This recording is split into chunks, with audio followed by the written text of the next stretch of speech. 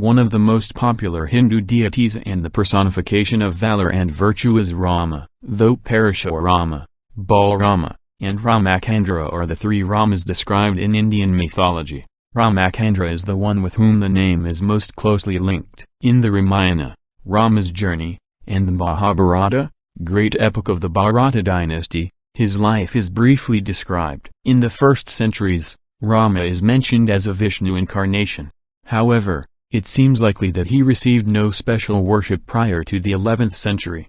And it wasn't until the 14th and 15th centuries that different sects began to regard him as the supreme deity, notably that of the followers of the Brahman Ramananda, the Ramcharitmanas, Sacred Lake of the Acts of Rama, the Tamil Ramayana by Kampan, as well as many more oral variations and dance dramas, all translated the Sanskrit epics into their respective vernaculars and considerably expanded Rama's fame. The two most well-liked objects of adoration from the Bhakti, devotional, groups that swept the nation at that time were Rama and Krishna, also a manifestation of Vishnu. Rama is viewed as a role model of rationality, good action, and admirable virtues, while Krishna is adored for his naughty tricks and lustful liaisons. In India, there are several shrines to Hanuman, the monkey god who worships Rama. Rama is the deity most frequently invoked upon death, and his name is a common way for friends to welcome one another. Ram. Rama is typically shown in sculpture as a standing figure with a bow and arrows in each hand. His wife Sita, his favorite half-brother Lakshmana, and Hanuman are usually often depicted beside his portrait in a shrine or temple.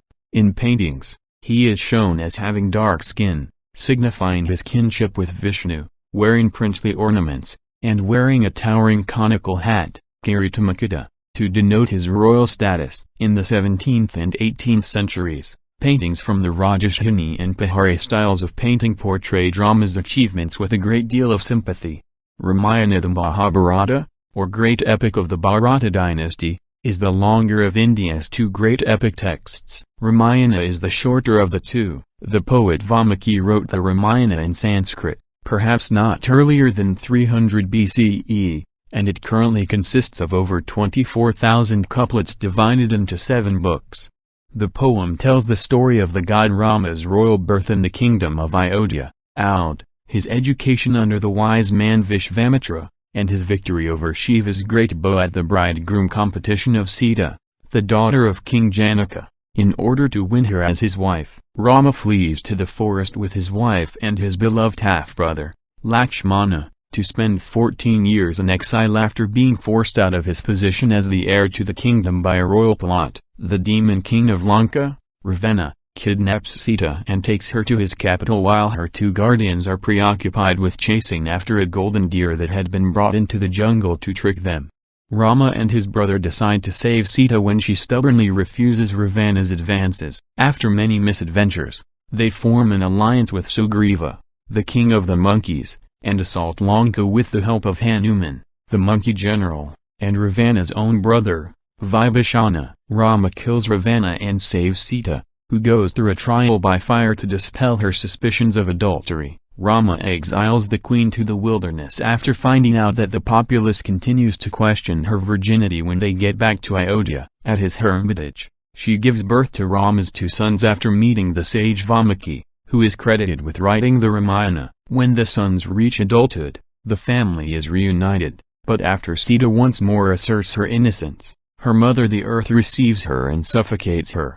The poem is extremely well liked in India, where reciting it is seen as an honorable deed. A little is known about the historical Valmiki, though it is said that before becoming a guru, he was a burglar under the name of Ratnakara. The Tamil version of Kampan, the Bengali version of Krittabas, and the Hindi version, Ramcharitmanas, of Tulstas are just a few examples of the many vernacular language translations of the Ramayana that are also works of outstanding literary creativity.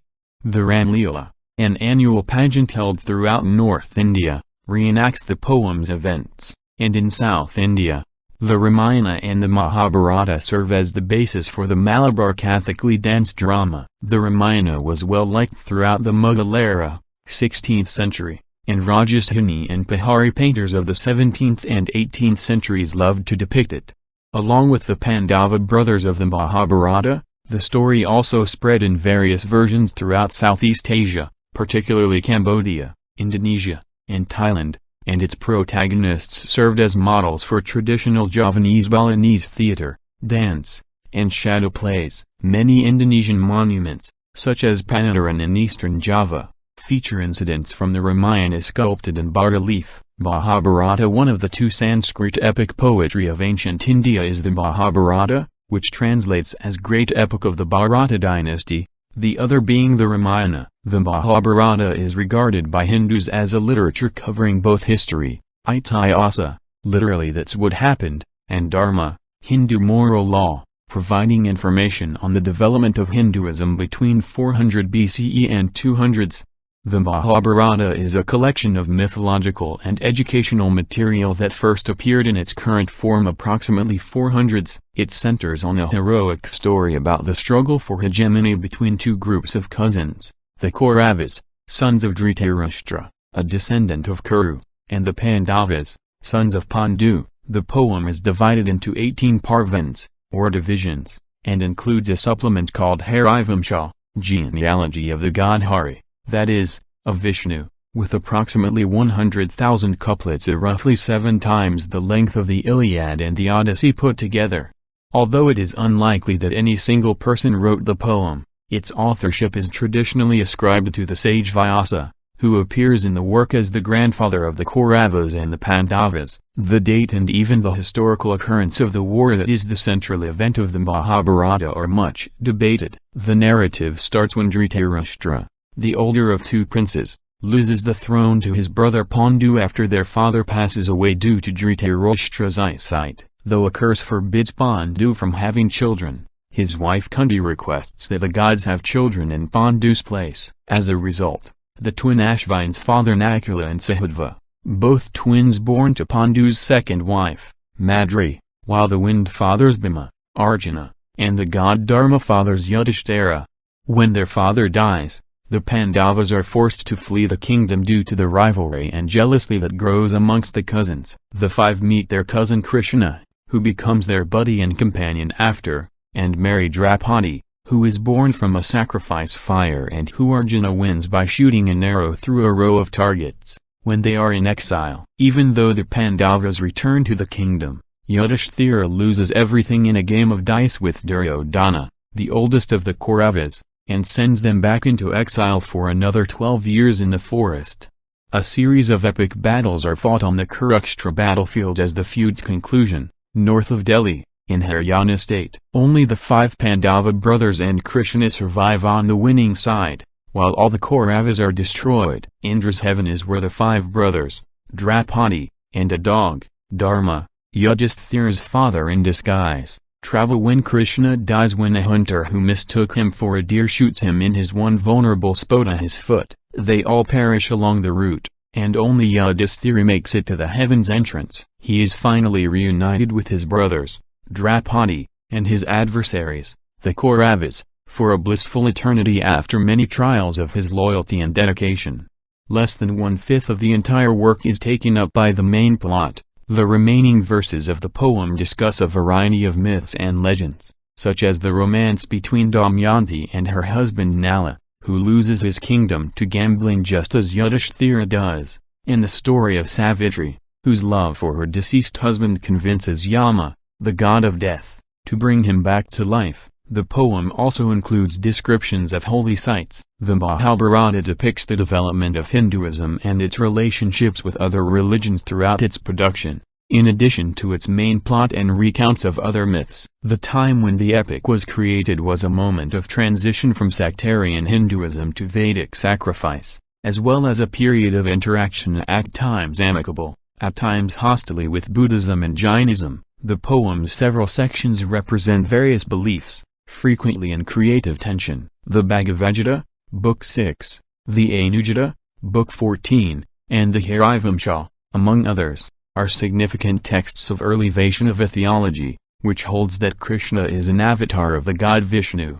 Above all, the Mahabharata is an explanation of dharma, moral principles, including how a monarch, warrior, somebody enduring calamity, and someone pursuing moksha should behave. Freedom from samsara, or rebirth. The poem shows frequently how the competing tenets of Dharma are so subtle that, depending on his decision, the hero sometimes finds himself breaking them in some way. In South and Southeast Asia, the Mahabharata tale has been retold in both written and oral Sanskrit and local dialects. Stone has been used to depict its numerous episodes, most notably in the sculptured reliefs at Angkor Wat and Angkor Thom in Cambodia and in Indian miniature paintings.